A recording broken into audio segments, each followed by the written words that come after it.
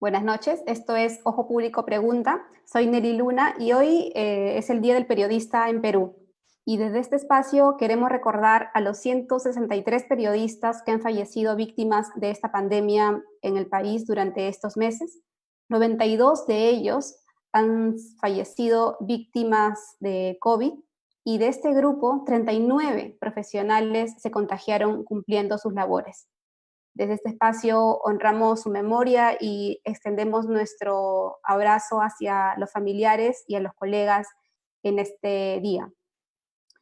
Para empezar el programa, hoy les queremos comentar que tenemos un programa bastante variado. En la primera parte nos acompañará el jefe de la OMPE, Piero Corbeto, con quien hablaremos sobre los mecanismos de control que la OMPE deberá implementar en los próximos meses para las campañas, para el financiamiento, las campañas durante las elecciones del 2021, y también sobre los procesos de elecciones internas que vienen y que tienen que implementar los partidos también en las siguientes semanas. Como verán, los plazos son bastante ajustados y el reto está en cómo hacer que estos mecanismos, con las recientes reformas que se han hecho, nos permitan ser eficaces en el control del financiamiento y al mismo tiempo tener elecciones internas transparentes. Luego de la entrevista tendremos también con nosotros a Iván Lanegra, secretario general de la Asociación Civil Transparencia, y a Samuel Rota, director ejecutivo de Proética, con quienes además conversaremos sobre las últimas movidas políticas en los partidos y cuáles son los desafíos de tener una campaña con 24 organizaciones políticas registradas en este momento. Y al final del programa estará con nosotros Fernanda Changanaki, que es parte del equipo de Ojo Público, quien nos contará también en qué consiste el programa de membresías que hemos lanzado esta semana en Ojo Público. Buenas noches, entonces vamos a comenzar con el señor Piero Corbeto. Piero, ¿cómo estás? Buenas noches, gracias por estar con nosotros. No, Nelly, muy buenas noches. Quiero agradecerte por la invitación. Quiero felicitarte por tu día, por el día de todo el equipo de Ojo Público, es el Día del Periodista, y aunarme a el pésame que has brindado a las familias y en el recuerdo de estos 166 colegas que han partido a la casa del Señor y se nos han adelantado en este contexto de COVID. Mis pésames para ellos. Y agradezco muchísimo por la oportunidad que Ojo Público nos brinda para contarles qué estamos haciendo tanto en financiamiento como también en la organización de las internas y de las elecciones generales venideras. Pero para comenzar, queríamos comentarle si es que en las últimas semanas han habido varias reformas, incluso desde el Congreso, para actualizar la ley de financiamiento en las campañas y permitir que la OMPE tenga más instrumentos de fiscalización y monitoreo. Estamos a muy pocos meses de que empiece la campaña. ¿Qué está haciendo la OMPE para implementar los cambios que han habido en la reciente reforma, como por ejemplo la incorporación de un informe financiero dentro del proceso de campaña, otro informe para un posterior, los límites incluso a las acciones proselitistas? ¿Cuáles son estos trabajos que están realizando y si van a poder hacerlo en tan poco tiempo? Bueno, sí, el reto en este ámbito es muy grande también, como lo es en el ámbito de la organización. Es una ley de reciente data, tiene muy pocos días de estar aprobada, pero nosotros tenemos que repensar la tarea de la supervisión de fondos partidarios desde la OMPE. Y esto desde nuestro punto de vista pasa por una reingeniería respecto de la gerencia de supervisión de fondos partidarios. Consideramos que tenemos que darle muchísimas más herramientas, muchísimas más facilidades, muchísimos más recursos y invertir muchísimo más en un aplicativo que es muy exitoso, que es el aplicativo Claridad. Nosotros creemos que es muy potente Claridad, pero que tenemos necesariamente que fortalecerlo y fortalecer la gerencia, porque se encuentran absolutamente abrumados resolviendo casos, te confieso, desde las elecciones de 2018. Me ha tocado firmar durante las últimas semanas resoluciones ya muy posteriores de análisis forense respecto de las elecciones del 2018, imagínate tú. Entonces, con estos cambios normativos que nos dan mayores posibilidades de cobranza, que nos dan mayores posibilidades respecto de la franja, que nos dan mayores posibilidades respecto del trabajo, de la transparencia, respecto y control de fondos, nosotros tenemos que hacer en principio una reingeniería, ser autocríticos, ver qué tenemos que mejorar hacia adentro para poder colocar a la OMPE en el sitial que les corresponde en este rol. Tenemos que ser absolutamente conscientes que la OMPE tiene hoy día dos grandes columnas. Una columna es la organización del proceso electoral, pero la otra columna es la supervisión y la transparencia en el manejo de los fondos partidarios. El elector tiene que tener la posibilidad de llegar informado a la elección. Y eso implica necesariamente poderle brindar esa información que permita que el elector sepa quién financia a quién, para que pueda, a partir de ello, optar y elegir por el mejor candidato, por la mejor organización política que el elector defina.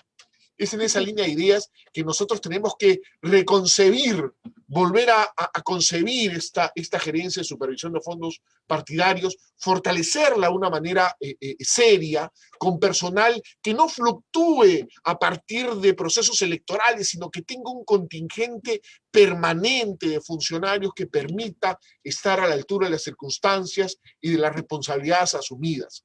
Nosotros creemos que todo comienza por ahí. La OMPE tiene la OMPE tiene la tarea de elaborar el reglamento en torno a estos últimos cambios. Y uno de estos cambios señala que en adelante, en este proceso electoral, las organizaciones políticas tienen que presentar un informe financiero durante la campaña y otro informe financiero de ingresos y gastos después de la campaña. ¿Qué se va a establecer en cuanto a plazos para este informe financiero? ¿Qué es lo que considera la OMPE para no tener que esperar que, por ejemplo, los partidos entreguen este informe el último día de la campaña y los electores no tengamos oportunidad de saber quiénes aparecen como sus aportantes?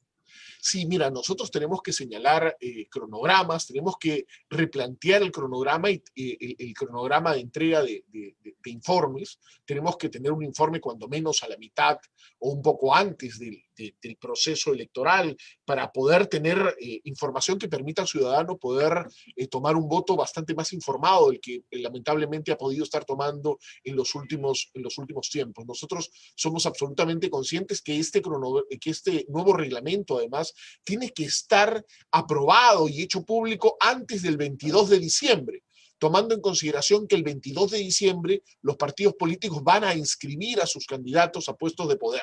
Entonces nosotros tenemos que en este mes de octubre y la primera semana de noviembre hacer un trabajo muy esmerado para poder tener un reglamento a la altura de las circunstancias. Y queremos además que en ese reglamento participe en la elaboración del mismo en la sociedad civil. Nos encantaría, por ejemplo, que Ojo Público, que Transparencia, que ya además venimos coordinando con Iván y con Adriana de manera muy intensa, tanto para el tema del reglamento de internas partidarias, que nos han ayudado muchísimo con esa mirada de la sociedad civil, como también a Samuel, a la gente de Proética. Nosotros queremos que la sociedad civil participe en la elaboración de este reglamento, en la concepción de este reglamento, porque este no es el reglamento de la OMPE.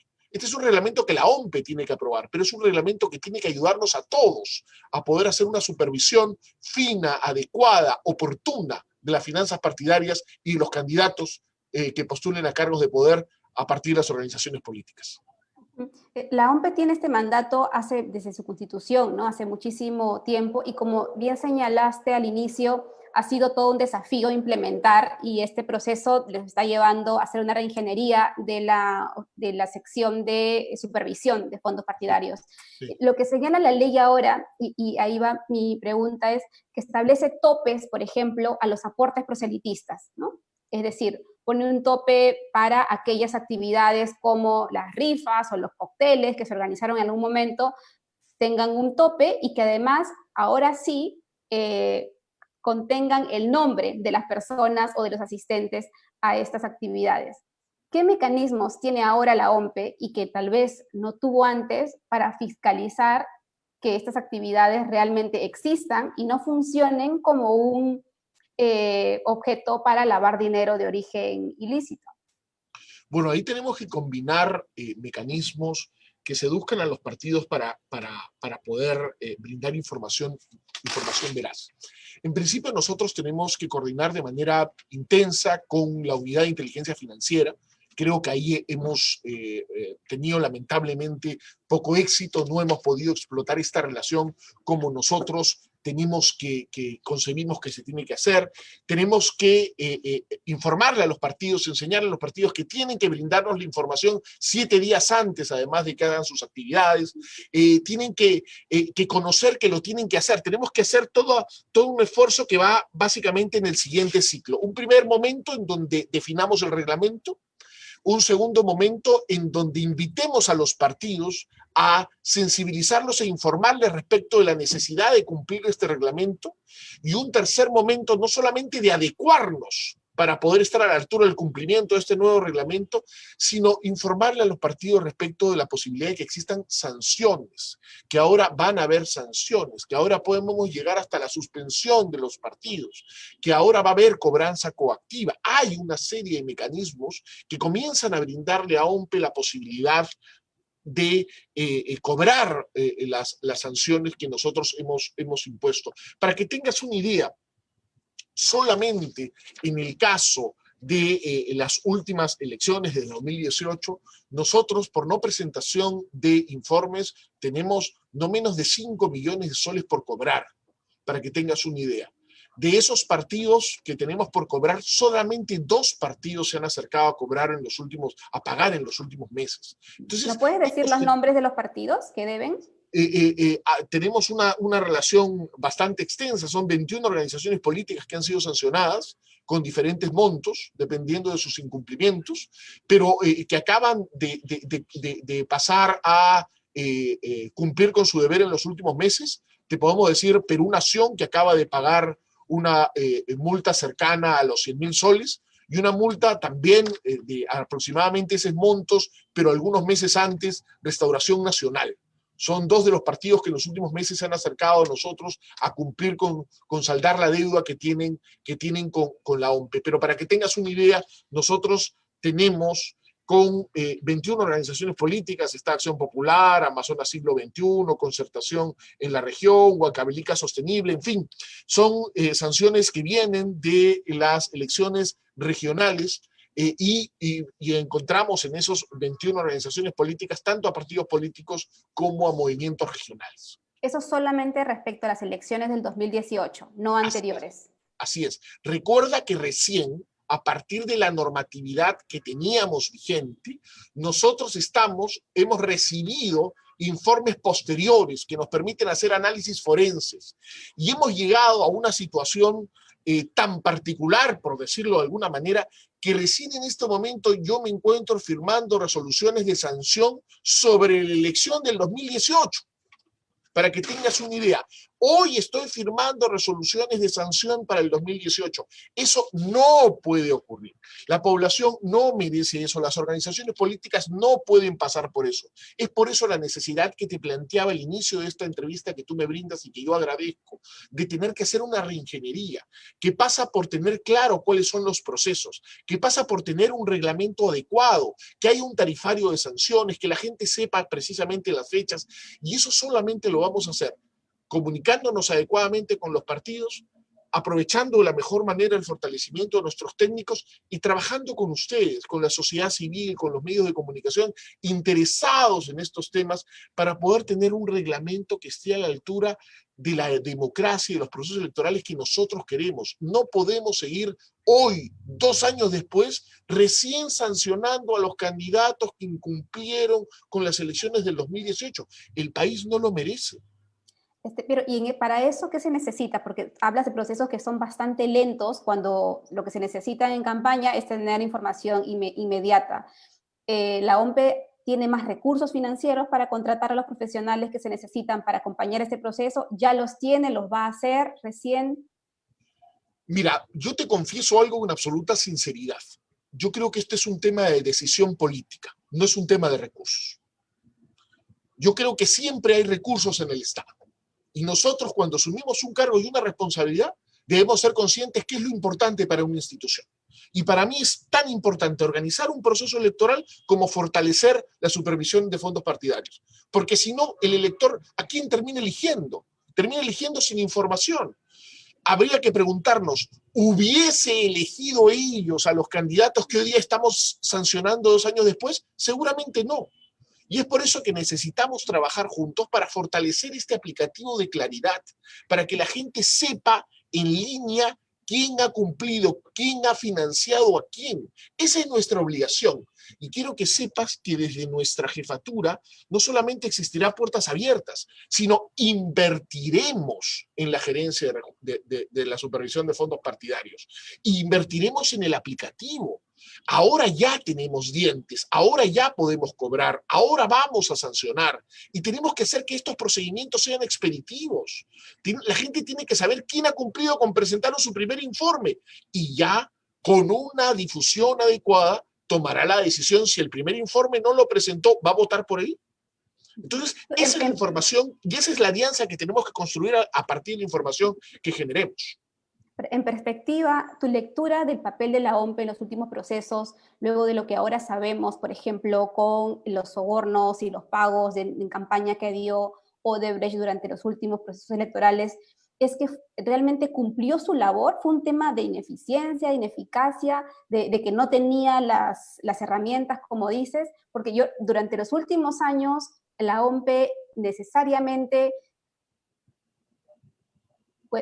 dejó pasar muchos de los aportes que tenían fuente anónima y justificó incluso que varios de los cócteles no tuvieran un ingreso con nombre y apellido de los asistentes. Mira, yo creo que no teníamos un marco normativo que nos permita hacer más. Eso es cierto. Pero también creo que dentro del marco normativo que tuvimos, de repente pudimos hacer más. Hoy día, con el marco normativo que tenemos, vamos a hacer todo. No tengas la menor duda. Vamos a hacer todo. Y esto pasa necesariamente por una relación estrecha con la unidad de inteligencia financiera. Nosotros hemos dejado que esta relación no sea una relación sólida, permanente, cotidiana, sino ha sido de verdad una relación bastante laxa, menos efectiva de la que nosotros queremos. Y no tengas ninguna duda que en este nuevo reglamento y en esta nueva gestión nosotros vamos a invertir muchísimo de nuestro esfuerzo en poder conseguir una relación con la unidad de inteligencia financiera, un fortalecimiento de nuestra gerencia que permita asumir este reto y esta función constitucional. Nosotros recibimos financiamiento público para cumplir con esta labor. Y hoy día tenemos la suerte de enfrentarnos a este nuevo contexto con un marco legal mejor que el que tuvieron mis antecesores.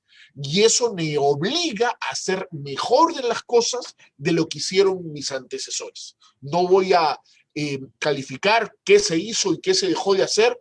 Lo que quiero hacer frente a ti y a toda tu audiencia es comprometerme a que a partir de mi gestión, tengo recién 31 días en el cargo, vamos a hacer una gestión que permita que los ciudadanos puedan ir a sufragar conociendo respecto de los informes de sus candidatos y de sus organizaciones. Vamos a fortalecer claridad. Tenemos este año que cerrar el año fortaleciendo claridad. Tenemos al 15 de noviembre que tener un reglamento aprobado. Tenemos al 15 de noviembre que tener una gerencia de supervisión de fondos partidarios fortalecida.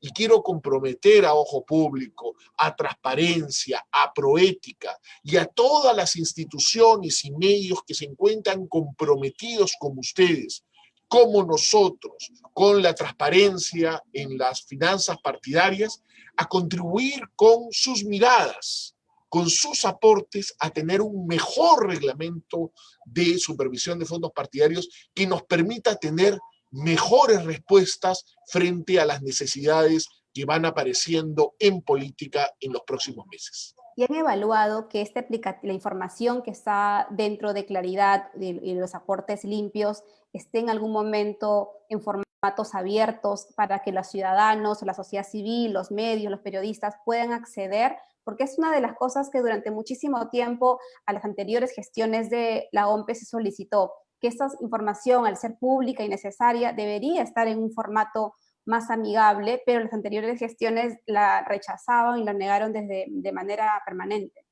¿Cuál es el compromiso para eso? Yo me comprometo con usted públicamente y con toda su audiencia que tenemos que cerrar el año con eso solucionado. La información no es de OMPE. La información tiene que servir para que el ciudadano tome decisiones. Y la información que se encuentra a disposición en la web no puede ser una información que no puede ser utilizada por todos. Tiene que estar en formatos amigables. Y trabajaremos juntos y la comprometo para poder conseguirlo antes de fin de año. Tiene mi compromiso. Eso sería genial porque así la sociedad civil y los periodistas podríamos ayudar a fiscalizar mejor Será también. así, no lo dudes, será así. Estamos trabajando con Idea Internacional también conversando para poder ver la posibilidad de mejorar este aplicativo cuando sea posible. Hay que tomar consideración, obviamente, que esta es nuestra voluntad y mientras no haya ninguna excepción de ley, nosotros vamos a entregar toda la información y colocarla en los formatos que permitan que ustedes tengan acceso a esa información y que la puedan trabajar. De nada sirve que esté colgada y ustedes no la puedan trabajar. Esperemos que así sea. Entonces, respecto a la cobranza coactiva, respecto a la cobranza coactiva que ahora les permite tener, usted mencionaba que hay deudas acumuladas.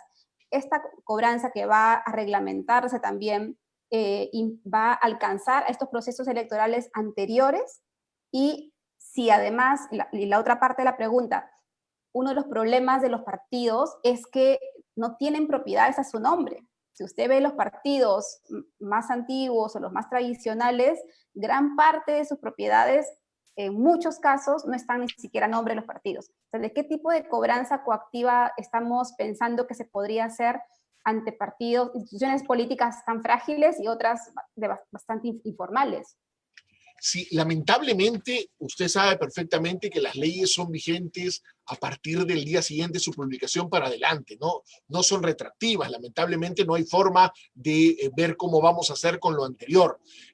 Felizmente nosotros estamos absolutamente conscientes de que hacia adelante tenemos un lindo reto y vamos a hacer todo lo posible por poder cobrar, pero tengamos además en cuenta lo que usted ha dicho.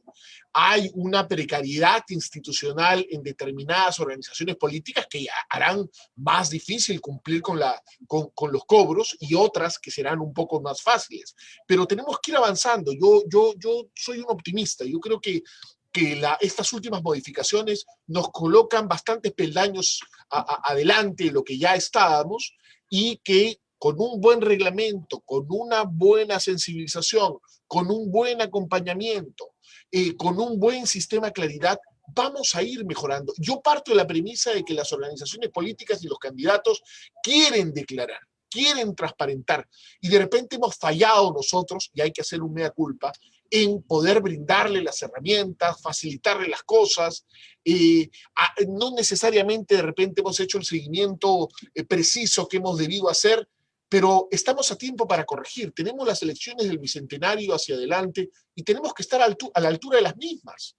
Y eso implica necesariamente hacer mejoras. Más bien la experiencia nos ha dicho que los partidos no querían declarar con todos los millones de dólares de Odebrecht que ingresaron. Más bien lo que nos dice la experiencia es que no hubo en ningún momento intención de declarar esos aportes.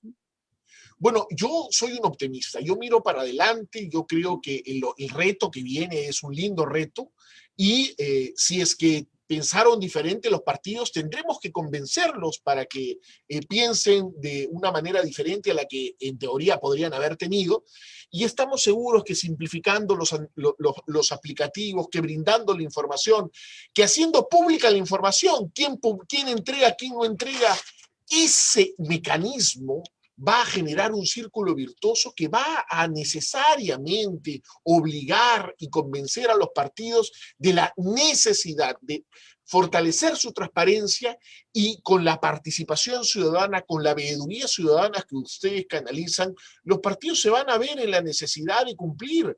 Si cumple uno, el otro va a tener que cumplir porque le van a sacar que no cumplió, yo sí cumplí, usted no cumplió. Entonces, esa posibilidad de transparencia, esos informes periódicos, digamos en simultáneo al desarrollo del proceso electoral, yo creo que es una magnífica decisión del Congreso y va a ayudar muchísimo a contribuir con tener una mayor transparencia en sus finanzas partidarias. Y en la parte justamente de estos nuevos partidos que se necesitan, de organizaciones políticas que sean más transparentes y que promuevan una decencia más democrática, es necesario fortalecer las elecciones internas, ¿no? O sea, las elecciones internas son un mecanismo que podría ayudar a tener nuevos partidos o una reingeniería dentro de algunos partidos más tradicionales. ¿Cuál es la impresión que tiene la OMPE hasta este momento de lo que va del año para impulsar a solicitud y fiscalizar las elecciones internas en las organizaciones, en las 24 organizaciones políticas? Sí, bueno, la buena noticia es que hacia adelante tenemos, como ya no tenemos primarias, ahora estas elecciones internas las organiza la OMPE. La gran dificultad es que tenemos muy pocos días, tenemos 59 días para hacer las internas, pero vamos a hacer unas internas ejemplares. Nosotros hemos aprobado esta semana ya un reglamento de internas partidarias, ya ha sido publicado. Nosotros vamos a hacer las elecciones internas, van a ser 24 elecciones en simultáneo, se van a realizar el 29 de noviembre, cumpliendo los 7 protocolos que venimos trabajando para seguridad de salud.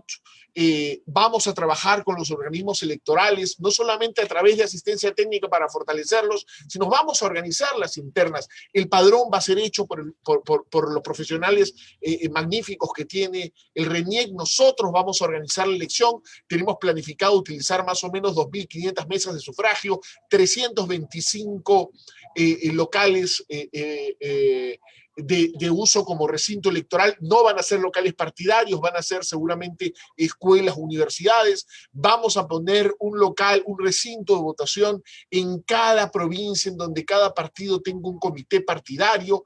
Van a ser convocados para participar más de 1,5 millones de afiliados.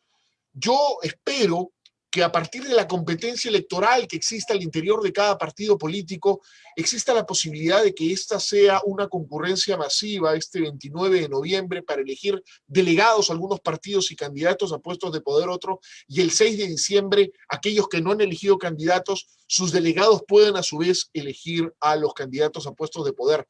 Estamos empeñados en eso, estamos trabajando muy duro en eso. Hacer una elección en 59 días, recién ha sido aprobado usted sabe, hace pocas semanas, la ley que nos da este gran reto, nosotros vamos a hacer unas elecciones absolutamente ejemplares, no tenga ninguna duda, y eso va a ayudar muchísimo a los partidos, porque los afiliados... ¿Las elecciones internas se realizan en todos los partidos inscritos o en todos los partidos algunos de ellos? No, en todos los partidos inscritos que hayan decidido competir en las elecciones generales del 2021. Si decides participar... En este momento ustedes tienen planificado en cuántos entonces, en cuántas organizaciones Hoy día tenemos inscritos 24 partidos. No tenemos la información oficial si hay 1, 2, 3, 4 partidos más en proceso de inscripción. Ha salido algo en medios de comunicación, no tenemos información definitiva al respecto. Hoy día son 24, si son más haremos más. Son 24 elecciones en simultáneo que vamos a hacer. Vamos a hacer... Cada partido tendrá su mesa de votación, tendrá su local dependiendo del número de afiliados, sus miembros de mesa, sus propios personeros, su propio órgano electoral central con el cual coordinaremos. Nosotros le haremos su material, organizaremos todo y tenemos que hacer las internas para que los afiliados puedan tener confianza que su voto se va a respetar de manera íntegra, que el resultado va a ser producto de su decisión emitida a través de un voto en un ánfora que nosotros colocaremos para cada partido. Esa es la gran... No hay voto ni virtual ni electrónico para las elecciones internas. No, el voto electrónico presencial es una modalidad que nosotros no vamos a utilizar hasta que no tengamos un informe técnico integral respecto de su aplicación, y el voto electrónico no presencial, que era una modalidad muy seductora, requiere necesariamente de contar con una auditoría. No existe país en el mundo que pueda aplicar hoy en día una modalidad de voto electrónico sin una auditoría, y las auditorías que estamos comenzando a contratar nos podrían entregar una auditoría inicial a mediados de diciembre, y eso nos hace imposible poder utilizar esta modalidad tomando en consideración que el 22 de diciembre es la fecha en la que los partidos deben necesariamente presentar sus candidatos ante los jurados electorales especiales. ¿Y ustedes han tenido ya reuniones con los partidos políticos inscritos, con las 24 organizaciones inscritas? Porque lo que hay ahora en las últimas semanas, estamos conociendo, es una disputa incluso entre los mismos comandos directivos de estas organizaciones políticas que se están, en algunos casos no queda claro quiénes están a la cabeza. ¿Cómo organizar unas elecciones internas cuando hay organizaciones políticas que vienen arrastrando estas disputas internas? Mire, nuestra comunicación ha sido con los personeros de los partidos políticos que se encuentran inscritos ante el Jurado Nacional de Elecciones. Ante ellos hemos preguntado si van a hacer una modalidad directa o indirecta. Luego hemos enviado además una propuesta inicial para opinión de una versión preliminar de nuestro reglamento de internas partidarias. Hemos recibido además aportes que agradezco de Transparencia, agradezco a Iván y a Adriana porque Transparencia ha colaborado brindando aportes, a Percy Medina también de Idea Internacional que también han colaborado generando aportes. Nosotros hemos aprobado ya esta semana y ya salió publicado en el Diario Oficial del Peruano el reglamento de internas partidarias, lo tenemos ya definidos y a partir de la fecha estamos simplemente esperando ya para poder convocar a nuestra contraparte. Nuestra contraparte no es el Comité Ejecutivo Nacional de un partido en donde aparentemente existirían algunos problemas en determinadas organizaciones, sino es el órgano electoral central. Es el órgano electoral central nuestra contraparte en los partidos y es con ellos con quien nos debemos coordinar para poder sacar adelante las internas partidarias. Perfecto. Ya para ir terminando, una última consulta en torno a la franja electoral. Lo que tenemos con esta nueva norma también es que ya no, los partidos no van a poder contratar directamente una pauta publicitaria ni en un canal de televisión ni en una radio, ¿no? ¿Cómo va a hacer la OMPE para distribuir, digamos, estos horarios que ahora incluso tienen un periodo mucho más amplio durante todo el día, para que todos los partidos puedan tener una presencia más equitativa? Porque me imagino que la disputa va a estar en que todos van a querer aparecer en las franjas de horario más estelar. Sí, ahí tenemos que utilizar mecanismos de entrega de lugares aleatorios. Felizmente nosotros tenemos, ahora la franja se ha ampliado. En este momento ampliar la franja a 60 días es extraordinario, porque como usted bien ha dicho, los partidos ya no tienen acceso a poder poner publicidad o propaganda electoral directa en los medios, y eso implica necesariamente que exista este subsidio, esta entrega de dinero indirecta a partir de lo que la OMPE pueda de manera directa contratar en favor de los partidos. Nosotros necesariamente vamos a contratar, vamos en principio a reglamentar el tema de la franja otra vez. Hay que cambiar la concepción. No solamente amplía el periodo temporal, amplía la franja horaria en donde se entrega la franja electoral. Tenemos que reglamentar, generar una bolsa de tiempo, entregar tamaños de bolsa de tiempo a cada competidor, organización política que compita, y obviamente trabajar y contratar a una central de medios que nos asesore para poder entregar y ubicar de manera precisa y equitativa la presencia de los partidos en los medios de comunicación.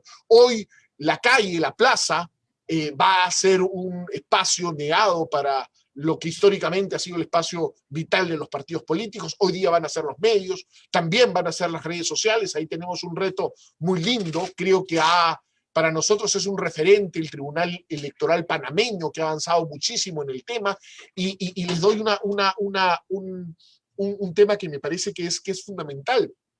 Nosotros estamos iniciando ya conversaciones para poder tener el apoyo de las grandes empresas que ven redes sociales. Hoy día hemos tenido una reunión muy digamos, alentadora con la gente de Twitter.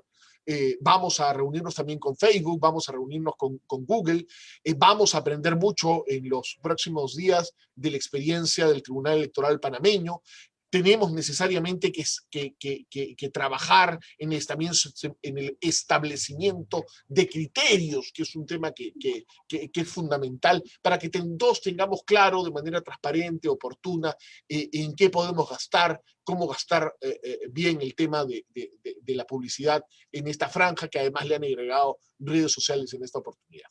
Sí, entonces, esta vez el mecanismo de diseño de esta franja electoral también va a ser a través de un tercero. Me imagino que va a haber un concurso público para definir qué agencia de medios va a encargarse de este diseño y distribución.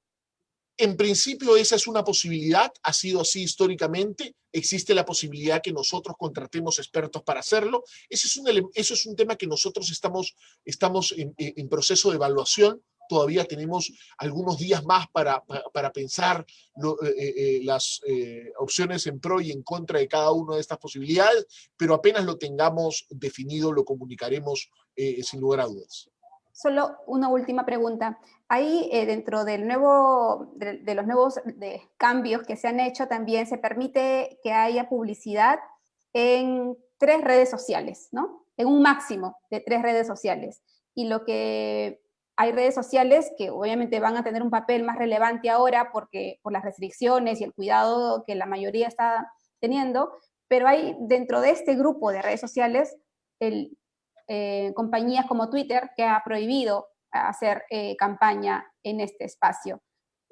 ¿Existe estos expertos, estos especialistas dentro de la OMPE o cómo van a hacer para estar fiscalizando que algún candidato no vulnere esas normas y cómo las van a integrar a las que ya tiene la norma, ¿no? Respecto a un máximo de 3 redes sociales?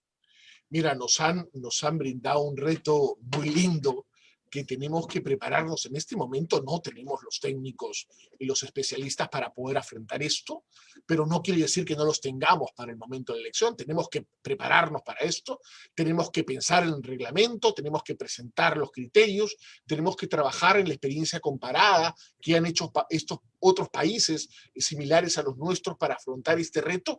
Y el tema es prepararnos de la mejor manera para afrontar como debemos los retos que vienen en la elección. Y obviamente invitar a la sociedad civil. Para nosotros una aliada fundamental es transparencia, idea internacional, conversar con ustedes, con Proética, que también creo que tiene mucho que aportar en este ámbito, y conversar con las universidades también para ver exactamente qué salida y qué tratamiento tenemos que darle al tema de redes sociales. El tema de redes sociales es absolutamente nuevo en nuestra legislación y es absolutamente nuevo en todas las legislaciones en América Latina. La mayoría de las mismas no tienen regulación al respecto y tenemos que ir aprendiendo a cómo abordar este nuevo ámbito de acción que es las redes sociales y sus próximas regulaciones en América Latina en la experiencia electoral. Porque están definiendo elecciones en muchos lados del mundo, Sí, lamentablemente. lo sabemos, hemos visto algunos documentales muy interesantes al respecto. Por eso es que nosotros tenemos que hacer nuestro mayor esfuerzo para que las redes sociales no contaminen el proceso, sino contribuyan a brindar la información que la población y la ciudadanía merece. Gracias, Piero, por acompañarnos en este programa. Sin duda, el esfuerzo que viene en los próximos meses puede ser abrumador y me quedo con el compromiso de que puedan abrir los datos respecto al financiamiento que reporten los partidos para que el periodismo, la ciudadanía en general, pueda también tener un rol más activo de vigilancia en este tema. Muchas No gracias. dudes que eso será así, tienes nuestro compromiso público. Quiero invitar a Ojo Público, a Transparencia, a Proética, a Idea Internacional, para recibir sus aportes respecto a lo que podría ser este nuevo reglamento y cómo abordar el tema de las redes sociales. Creo que hay que repensar también en la posibilidad de un pacto ético digital. Creo que ese es un tema que podríamos abordar y en fin, se abre todo un abanico de posibilidades para trabajar hacia adelante, pero tengan la absoluta certeza que desde esta jefatura y desde este equipo que me acompaña en la OMPE vamos a hacer el mayor de los esfuerzos, no solamente para organizar las mejores elecciones del Bicentenario y ahora las mejores internas del 2020, sino además vamos a poner nuestro mejor empeño para poder tener la mejor información a disposición de la ciudadanía respecto de las finanzas partidarias. Ese es nuestro compromiso. Ok, hasta otra oportunidad entonces, señor Corbeto. Muchas gracias a usted.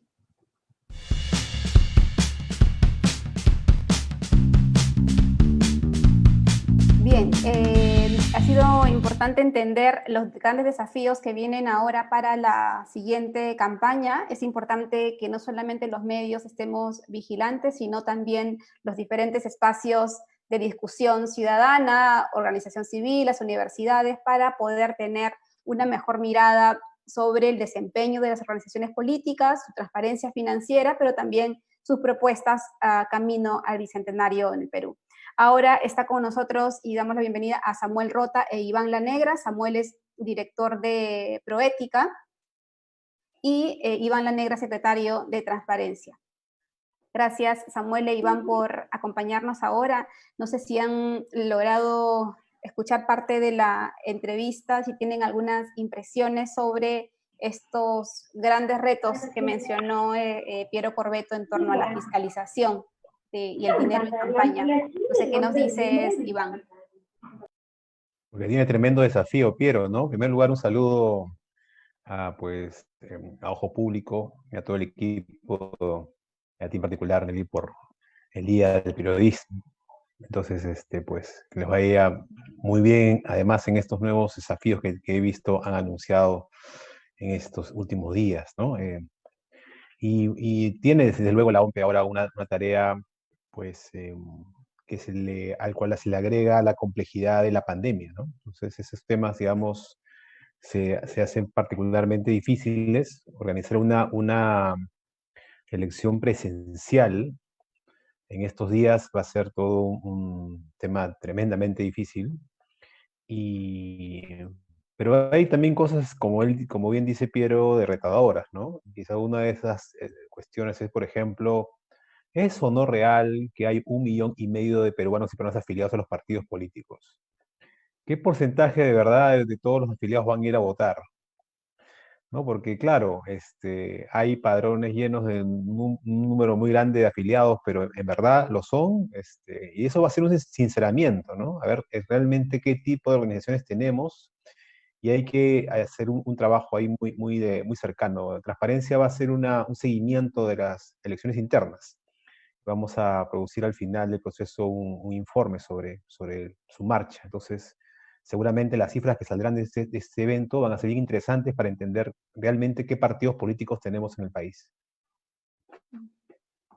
Gracias, Iván. Samuel, ¿cuál es tu impresión sobre los desafíos que mencionó el jefe de la OMPE?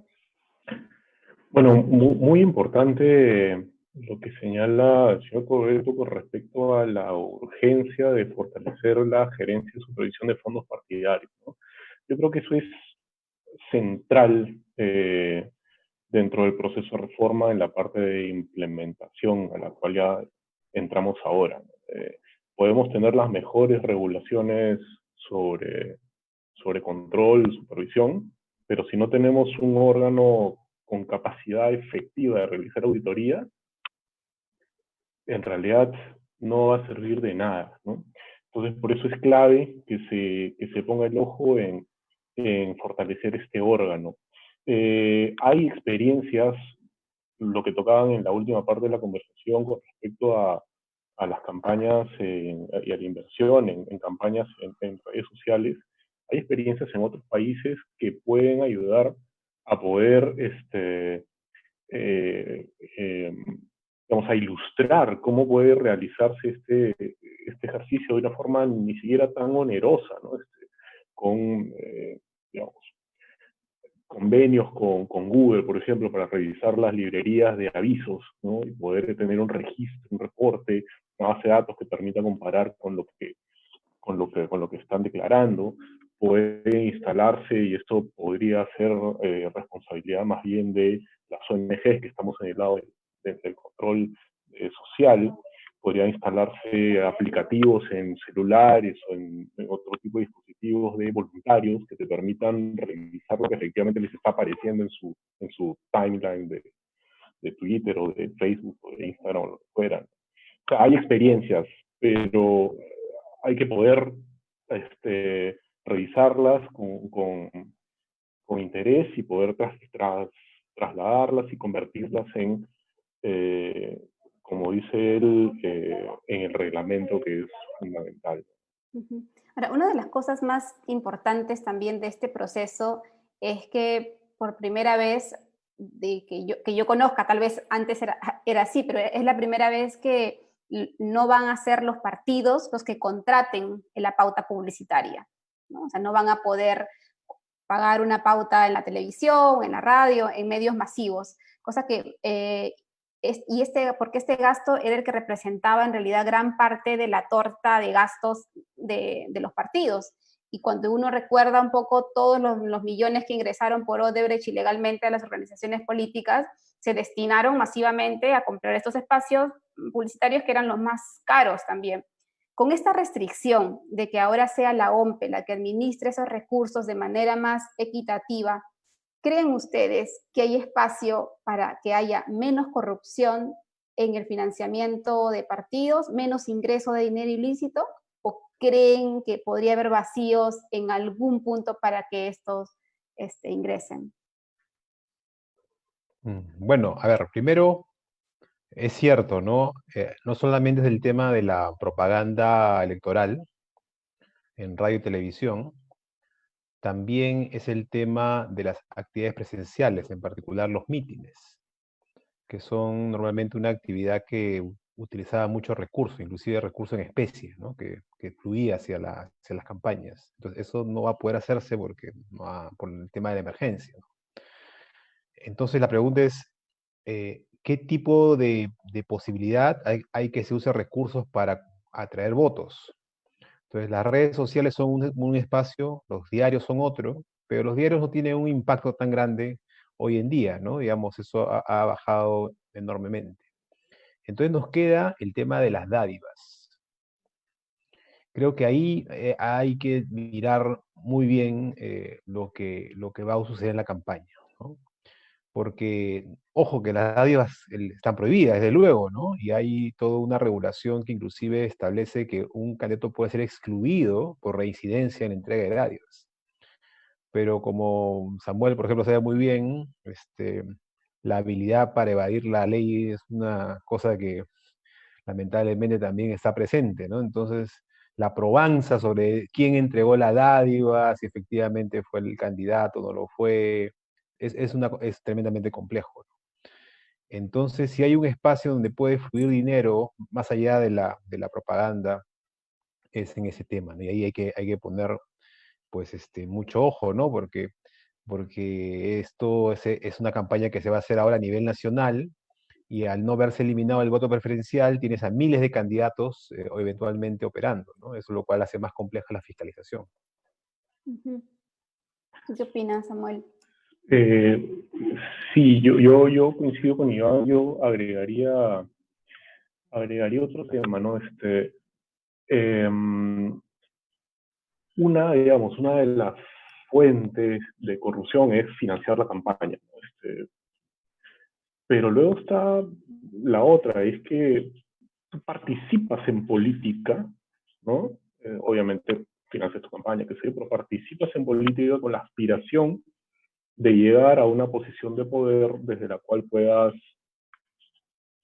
influenciar la toma de decisiones para favorecer tus negocios, sean lícitos o ilícitos. Y eso hemos tenido muchísimo en el último par de décadas, ¿no? Entonces, al haberse abaratado la campaña, supuestamente, y estamos suponiendo que efectivamente se va a abaratar la campaña, la barrera de entrada también se reduce. Entonces, la posibilidad de que pillos, por decirlo de alguna manera, con interés de influenciar las decisiones políticas, puedan participar y que antes no podían porque no tenían plata o porque no podían pagar su cupo, qué sé yo. Ahora, digamos, van a poder, ¿no? La barrera es más baja, ¿no? Entonces, la importancia de darle seguimiento a las internas, por ejemplo, va a aumentar, ¿no? Es decir, quiénes están participando, quiénes están queriendo obtener un espacio en las listas, ¿no? ¿Quiénes son estas personas? ¿No? ¿Quiénes están llegando finalmente a competir por una curul? Entonces, todo eso es parte del paquete, ¿no? Al cual hay que prestarle atención ahora. Ya no es solamente el financiamiento, sino también los intereses que están detrás de los candidatos, ¿no? Que van a estar empujando para llegar al Congreso. Entonces, sí, pues como decía Corbeto, es un reto enorme lo que tienen por delante, ¿no? Y poquísimo tiempo. Y lo otro es que además el contexto, además, no es solo la pandemia y la crisis sanitaria, sino la crisis económica y los millones de desempleados que ahora hay y que sí pueden ser víctimas del clientelismo político en campaña, ¿no? De estas dádivas que todavía no empezamos la campaña, pero hace unas semanas, por ejemplo, Richard Cisneros empezó a distribuir dinero, ¿no? A personas en la calle sin ningún control. El riesgo está hasta qué punto la OMP, yo lo escucho al señor Corbeto bastante optimista, pero no sé hasta qué punto es realista que pueda agenciarse de la cantidad de supervisores, fiscalizadores, auditores para acompañar un proceso político que aparentemente ya va a ser complejo y caótico con la cantidad de organizaciones y alianzas políticas que se están dando. ¿Ustedes son así de optimistas o más bien creen que hay que tener un escenario menos malo? Sí, va a ser difícil, ¿no? Yo creo que el jefe del hombre tiene que ser optimista, ¿no? Digamos, eso no tiene otra opción. Digamos, una visión más realista va a indicar que la capacidad para fiscalizar no se crea tan rápido, ¿no? Entonces va a haber todavía huecos. Entonces, ahí esos huecos van a ser aprovechados. Quiero recordar un último tema que se me estaba pasando cuando mencionabas el tema del financiamiento, que tiene que ver también algo con lo que Samuel ha indicado. Claro, a ver, pensamos de que el dinero que entra a la campaña es para eso, para la campaña, ¿no? Pero como hemos descubierto también, gran parte del dinero no se queda en la campaña, sino que se queda en los bolsillos de los candidatos. Las organizaciones políticas como empresas, como Exactamente, emprendimientos. claro, emprendimientos, ¿no? Una suerte de startup medios informales, ¿no? Entonces, esa situación puede también volver a repetirse, ¿no? Gente que hace campaña decididamente para recaudar y hacer caja. Y claro, los actores, tanto formales como informales y legales, se ven en estos candidatos eventualmente inversiones, entre comillas, ¿no? Y entonces saben de que no todo el dinero va a ser usado en la campaña, ya lo saben, ¿no? Pero es una suerte de pago adelantado de futuros favores. Entonces, por esa razón es muy importante que haya un trabajo de inteligencia financiera de los candidatos. Es decir, porque esos cambios en el patrimonio se van a notar, ¿no? Entonces, ahí hay que tener una mirada post, inclusive de campaña, ¿no? Y ojo que aún ahora puede mirar cuentas formales, pero evidentemente va a fluir dinero por otro lado. Entonces, hay que mirar patrimonios, ¿no? Ese va a ser un tema también que va a requerir una labor post elecciones. Es lamentable, pero ahora que mencionas el tema de cómo se han utilizado estos recursos durante los últimos años, o sea, la evidencia nos dice que lo que necesitamos son investigadores que tengan una mirada criminal, ¿no? Casi, para entender estos flujos financieros dentro de las organizaciones políticas, porque de las que existen, hay muchas organizaciones que siguen funcionando como mal llamadas vientres de alquiler, donde sin ideologías, digamos, o sin normas muy claras, donde los candidatos más bien van transitando dependiendo de quién le ofrezca mejor posición dentro de la lista al Parlamento o quién le ofrezca una mejor posición dentro de la plancha presidencial. ¿Hasta qué punto la OMP en sí misma con la UIF van a poder seguirle la pista al dinero cuando gran parte de estos pagos, por ejemplo, se hacen en paraísos fiscales? Habría que abrirles el secreto tributario no solamente a los partidos, sino también a todos los líderes de cada organización política. Y eso creo que no se puede, según la nueva reforma, ¿no, Samuel? No, el secreto de cada persona sigue siendo secreto. En algunos países, esto empezó en México, hay experiencias en las cuales los candidatos tienen que presentar su declaración tributaria, tienen que presentar su información financiera, bancaria, ¿no? Pero muy pocos todavía, ¿no? Eso empezó como una buena práctica y luego se convirtió en ley recientemente, pero claro, hay muchísimas resistencias de los propios partidos, obviamente, ¿no? Pero bueno, poco a poco, Empecemos con lo que tenemos ahora. Con lo que tenemos ahora, tenemos alguna posibilidad de clavarle el diente a la problemática del financiamiento político.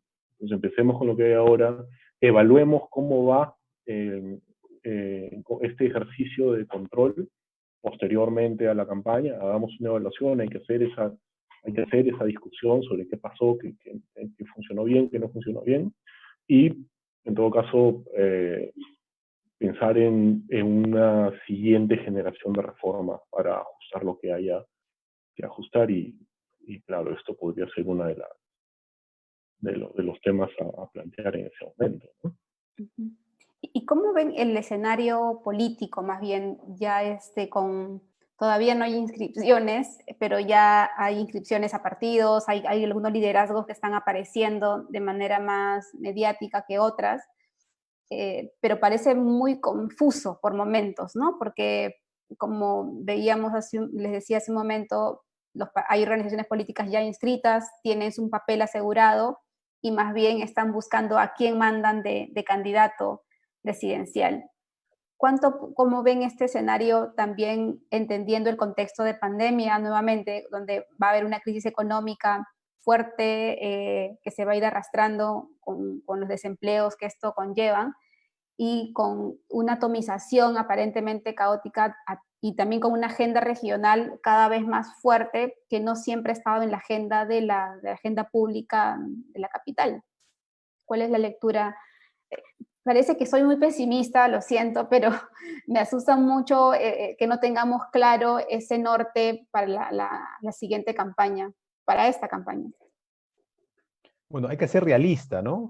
Digamos, más que solamente pesimista, ¿no? Digamos, realista, y ese realismo nos dice, por ejemplo, que no hemos hecho el trabajo de generar un cambio de reglas e incentivos para que haya mejores partidos hoy.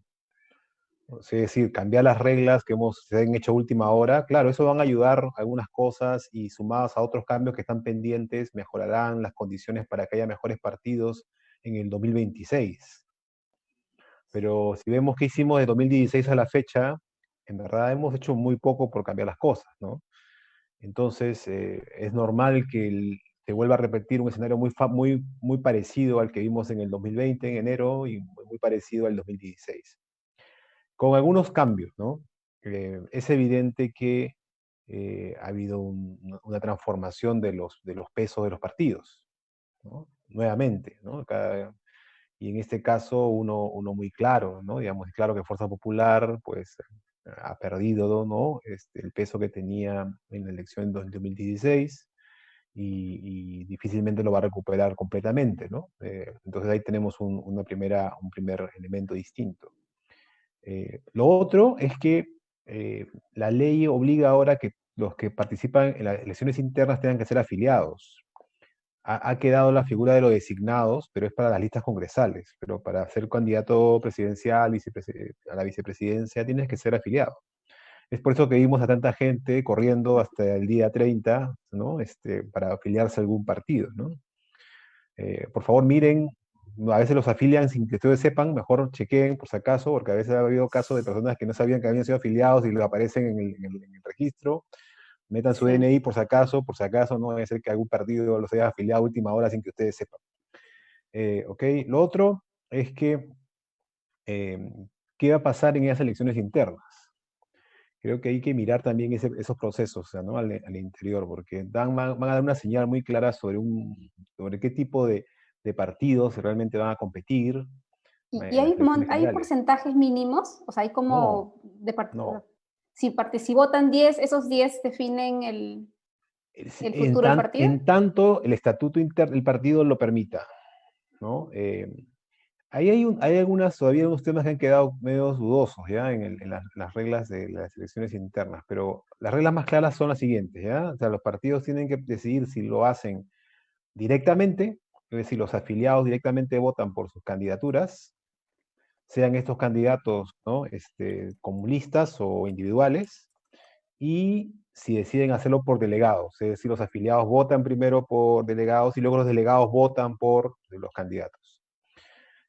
Ahí hay una duda porque hay una ley que se dictó sobre paridad de alternancia y en esa ley se establece de que las elecciones internas tienen que ser a través de candidatos individuales. ¿Ya? Y en el reglamento de la OMPE aparece la posibilidad de listas cerradas, es decir, que no votas por uno, sino votas por por un grupo de candidatos. Entonces ahí creo que va a tener que la OMPE hacer una aclaración, porque me parece que se les ha pasado ese punto, en todo caso tener que decir por qué el sistema que han planteado estaría en consonancia con la ley. Pero en fin, ese es un tema que ha quedado. Y luego tienen que respetar la paridad de alternancia, es decir, lo que salga de esas elecciones tienen que ser listas paritarias, ¿no? Y además paridad horizontal, es decir, si por ejemplo tienes 3 y 2 en un departamento, en otro tiene que ser al revés, 2 y 3, para que haya finalmente una igualdad plena en 130 candidatos y candidatas. Entonces ahí Y tienes otro elemento. pueden argumentar de que no lograron tener la suficiente cantidad de mujeres. Pero en ese caso, si la lista se corta, porque podría pasar, la lista se corta, tienen que igual mantener la paridad de alternancia del conjunto. Es una cosa compleja, ¿ya? Igualmente Ujú. van a tener que decir, porque inclusive cuando presenten la lista, puede ocurrir que ya una vez presentada la lista hayan tachas, o que se caigan algunas candidaturas porque no tienen las condiciones, porque apareció que tiene un impedimento y no puede postular. O sea, pueden pasar miles de cosas, ¿no? Cuál puede afectar la conformación final de las listas, ¿no? Eso. Y la otra cosa interesante es que el reglamento establece que los partidos tienen que decir qué puestos están en juego en las elecciones internas. Por ejemplo, si el número 1 de la lista en Lima va a ser a un designado, tienen que decirlo ahora, antes de las elecciones internas. Entonces, los que vayan a las elecciones internas van a decir, oye, vamos a competir del 2 hasta el 30 porque el 1 ya está separado, ¿no? Y claro, no sé qué partido se va a atrever a decir 1, 2 y 3 ya están separados por si acaso el resto ustedes compitan, porque la imagen que va a dar es terrible, ¿no? Van a tener que, yo sé que igual a algunos no les va a interesar ya, pero normalmente a un partido le interesa dar una imagen de que sí respeta a sus afiliados y que le da un valor muy importante a las elecciones internas, ¿no? Todo esto es nuevo, ¿ah? Además que lo haga la OMPE también es nuevo. ¿No? Entonces hay Y con cosas, todas las restricciones. así es. Samuel, ¿cuál es desde Proética la principal preocupación, por ejemplo, dentro de este proceso preelectoral, por así decirlo, ¿no? De aquí de la organización de las elecciones internas, estos reacomodos políticos, la intención de algunos líderes investigados por sus vínculos en una organización criminal, que no están ya presos por la pandemia, pero que siguen haciendo política y que podrían intentar participar en alguna lista del Congreso o alguna plancha? ¿Cómo ven esta situación respecto a lo que se puede configurar en los próximos meses respecto a la campaña? Bueno, a ver, nosotros, eh, está claro que esta es una elección de transición, ¿no? Es decir, estamos adoptando nuevas regulaciones, entonces todas estas movidas que se están viendo responden pues a lo que ha venido ocurriendo desde hace ya varias elecciones atrás, ¿no? Que a su vez está vinculado pues a la precariedad, a la fragilidad del sistema de organizaciones políticas, ¿no? A su debilidad.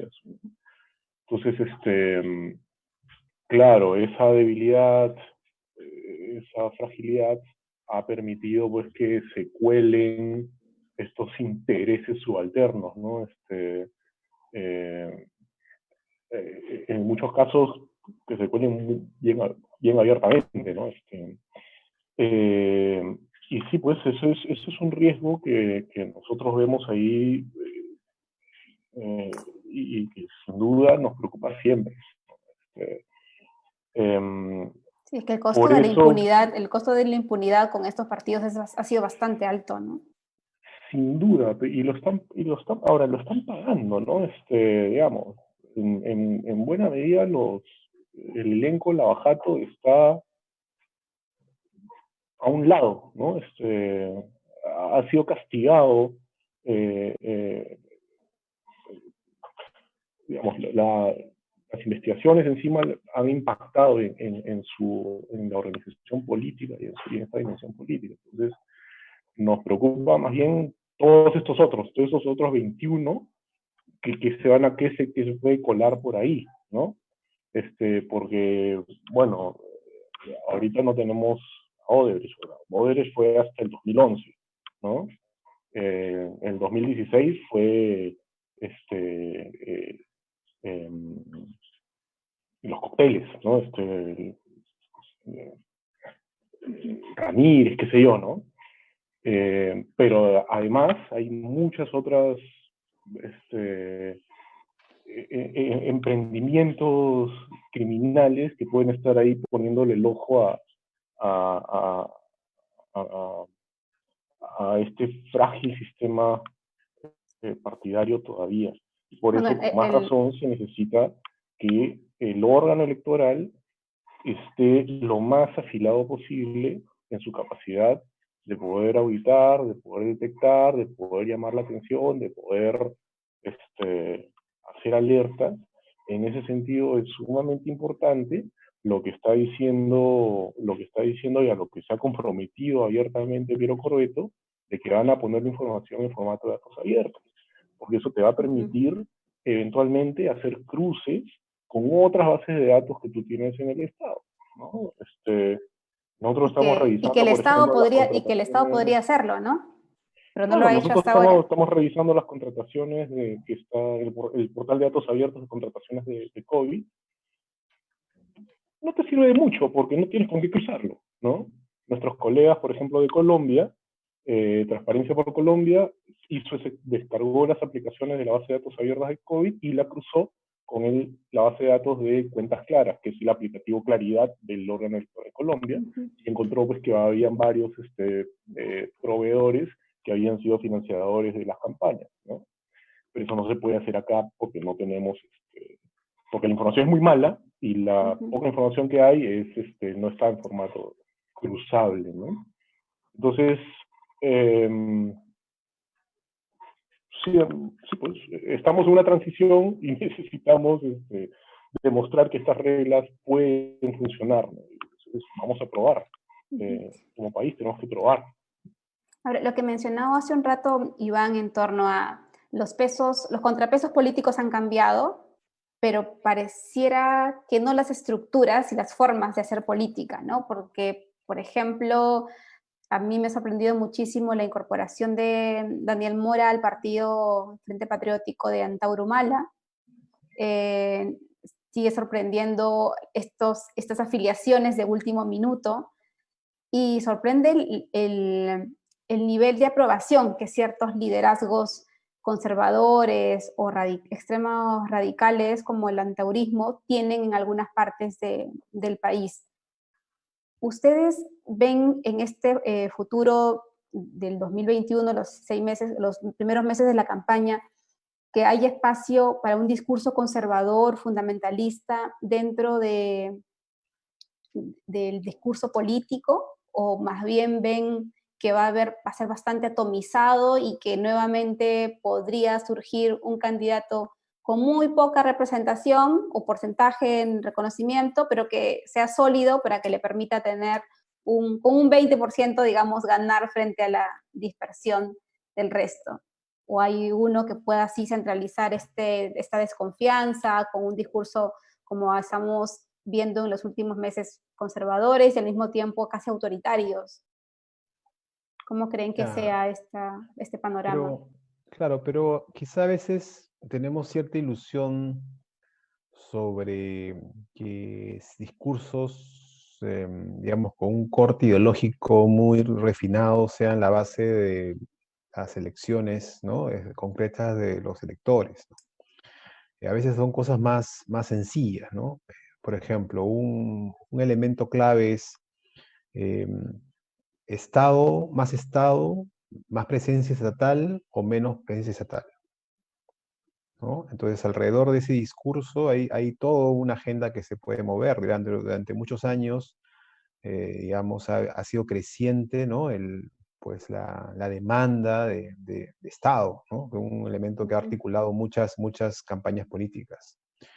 Otra cuestión clave es, y acá sigo algunas ideas por si acaso, para que sepan de dónde vienen esas ideas, por ejemplo, de algunos textos de Alberto Vergara, ¿no? Que por ejemplo ha discutido estos temas, ¿no? Que otra discusión clave es la de queremos respeto a los derechos y respeto a las libertades básicas o un sistema mucho más flexible y más dispuesto a sacrificar esos derechos por orden. El discurso de orden versus derechos, ¿no? O libertades, digamos, si quieres ser un poco más liberal, ¿no? Pero, y lo otro es, ¿qué economía? ¿Qué economía? O sea, que la economía, una economía puramente basada en el mercado y que salve quien pueda, o alguna presencia regulatoria fuerte o eventualmente alguna intervención. Entonces, economía, orden y Estado, digamos, ¿no? Han sido dominantes, ¿no? Más allá de que existan efectivamente grupos que plantean agendas más específicas, ¿no? Dentro de esa maraña de temas. Entonces, un discurso como, por ejemplo, en su momento el de Ollantumala, ¿no? Articuló, pues, un elemento de presidenciales del Estado y un cuestionamiento a la economía y tuvo un éxito, ¿no? Logró 2 veces llegar a la segunda vuelta. Entonces, la pregunta es, ¿ese discurso sigue teniendo posibilidades? Sí, claro, sin duda, ¿no? Sin duda, sigue teniendo posibilidades. Más en un contexto como el que estamos viviendo, ¿no? Donde la demanda de Estado y las críticas a lo económico son claras, ¿no? ¿Cuál es la discusión acá, no? Que finalmente, si es posible agregar todas esas demandas. Es decir, si va a haber una solo que lo va a intentar o van a ser varios que lo van a intentar y si hay una competencia por esos espacios. Y por otro lado igual, ¿no? Por, digamos, lados que piensan, no, más respeto a los derechos, más una economía más liberal, una presencia estatal bajo reglas y controles, también va a tener su espacio, ¿no? Y nuevamente la pregunta ¿es un solo grupo, van a ser varios, van a competir entre ellos, se van a dividir ese espacio y eso va a generar una fragmentación? Lamentablemente, hoy el escenario más probable es algo parecido a lo que hemos visto en enero, ¿no? Una fragmentación y lo cual le da más espacio a muchas más, digamos, grupos con intereses muy particulares, más que colectivos, ¿no? Entonces ahí está, creo, el problema principal. No sé qué piensa Samuel, pero digamos, esos son los temas que veo, ¿no? Sí, Samuel, y además que con un Congreso fragmentado también es mucho más difícil negociar y alcanzar acuerdos en medio de de las reformas que se necesitan. ¿Cuál es tu lectura? Correcto. Ahora, yo creo que una fecha importante, si no me equivoco, esto creo que Iván lo tiene más claro, dentro del calendario es el límite para conformar alianzas, ¿no? Que si no me equivoco 12 de octubre. No está muy El lejano, exacto. 12 de octubre. Exacto, es como que ahorita. Entonces, la posibilidad de que estos,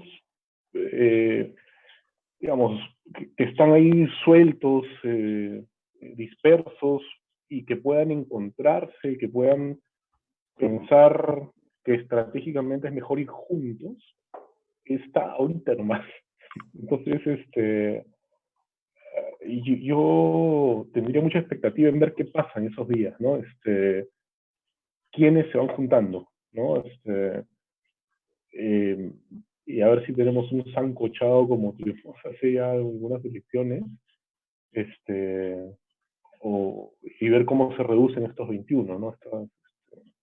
Sí, en realidad ahí causa demasiado dolores de cabeza algunas alianzas o reinscripciones. Les ponía el ejemplo de Daniel Mora, que pasó de un partido que está hace mucho tiempo, además, levantando la bandera de la institucionalidad de los partidos políticos y tiene uno de sus principales promotores inscrito en un partido cuyo líder está sentenciado por asesinar policías. Entonces, eso es lo que no termina de cuadrar dentro de este debate. Muchas gracias, Iván y Samuel, por acompañarnos en este programa y esperemos que tener un poquito del optimismo del jefe de la OMPE y las miradas más realistas que ustedes nos han dado para poder enfrentar los meses que vienen, que además de la pandemia no tengamos elecciones tan duras.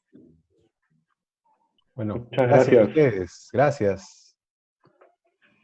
Bien, ahora, antes de terminar el programa, está con nosotros Fernanda Changanaki. Fernanda es gerente de sostenibilidad de Ojo Público y nos va a contar en breves minutos por qué es importante la campaña que hemos lanzado ayer por la noche, Aliados, que es un sistema que va a permitir que Ojo Público sea siendo un medio independiente y promoviendo además un periodismo de investigación a nivel regional con diferentes aliados transfronterizos en América Latina.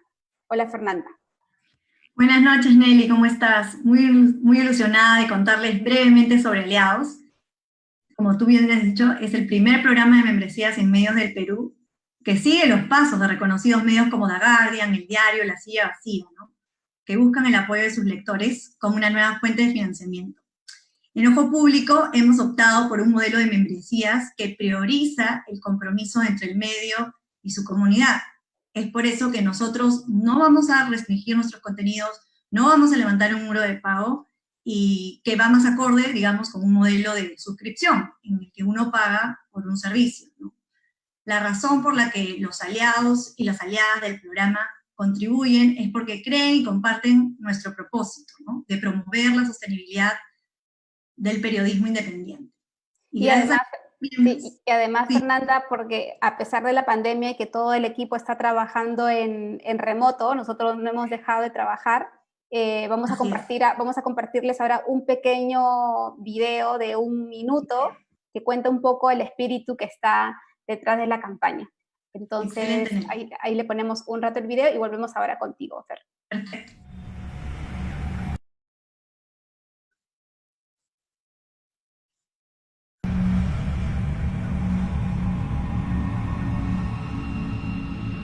Aquí hay unos portales de adversarios semicomunistas que siempre inventan cosas. Emitido de la Fiscalía es absolutamente falso. Ojo Público. Lo reitero, Ojo Público parece que estuviera trabajando esto por encargo del gobierno. Évalo Ramírez demandó a Ojo Público por $210 millones. Pregunta de Ojo Público. Entre los beneficiarios de Reactiva Perú, identificamos empresas vinculadas al caso Lava Jato, como Horacio Canepa y...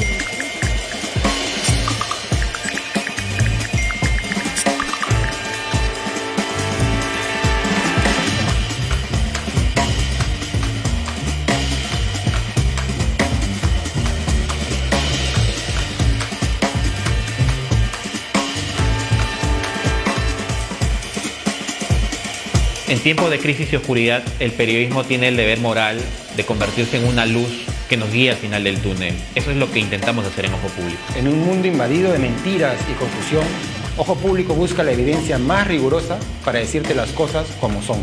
Necesitamos que nos ayudes a que todas y todos tengan el derecho a estar informados, sin restricciones. Hazte aliado de Ojo Público.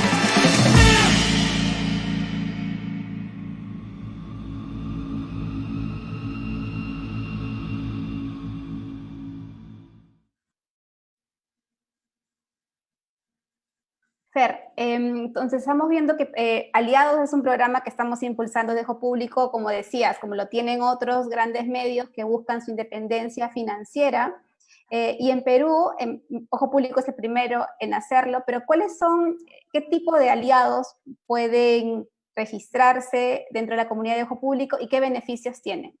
Sí, aprovecho la oportunidad para invitarlos a todos a visitar nuestra página ojopublico.com/aliados, donde van a poder elegir entre 2 categorías, la categoría aliado clave y aliado en acción. Y van a poder disfrutar de ciertas ventajas, como la de invitaciones exclusivas a conferencias y talleres organizadas por el equipo de Ojo Público, participar en la elección de temas que consideren que debemos investigar, recibir publicaciones impresas nuestras, acceder a descuentos de reconocidas librerías y fondos editoriales, así como también en escuelas de negocio de prestigio como es la Escuela de Negocios Centrum, ¿no? Se han sumado también como aliados librerías como Librería Sur, SBS Librería Internacional, y editoriales como Santillana y Fondo Editorial de la PUC. Van a poder también, Nelly, recibir un boletín especial con las historias más relevantes de la semana y participar en diferentes sorteos. Bueno, quedan todos invitados a ser parte de nuestra comunidad ingresando a la página ojopublico.com/aliados y llenar un formulario simple y ya con esto están afiliados. Sí, y a diferencia de otros programas que existen en el país, como la suscripción, el programa de Ojo Público no restringe ningún contenido para sus lectores. Es más, si ustedes se hacen aliados de Ojo Público, están garantizando que otras personas puedan acceder también a información de calidad con investigaciones que otros medios no abordan sobre malas prácticas corporativas, la salud, el impacto ambiental o la situación de las poblaciones más vulnerables. Además, también hoy hemos anunciado desde Ojo Público que se ha firmado un acuerdo con el New York Times para que en adelante nuestro medio publique los mejores reportajes traducidos al español de este importante medio global. Entonces, estamos muy contentos, son 6 años haciendo periodismo en el país y con esta buena noticia cerramos además el Día del Periodista, Fernanda, para irnos a reunirnos con todos. Felicidades a todos los periodistas. Perfecto, bueno, muchas gracias. Esto ha sido Ojo Público Pregunta. La próxima semana estamos definiendo en qué momento va a ser el programa, porque me han dicho que hay un partido de fútbol. Entonces estamos ajustando si es que lo hacemos más temprano o más tarde o un día antes, pero síganos en nuestras redes sociales, @ojo_público en Twitter y Ojo Público en Facebook. Nos vemos hasta la próxima semana.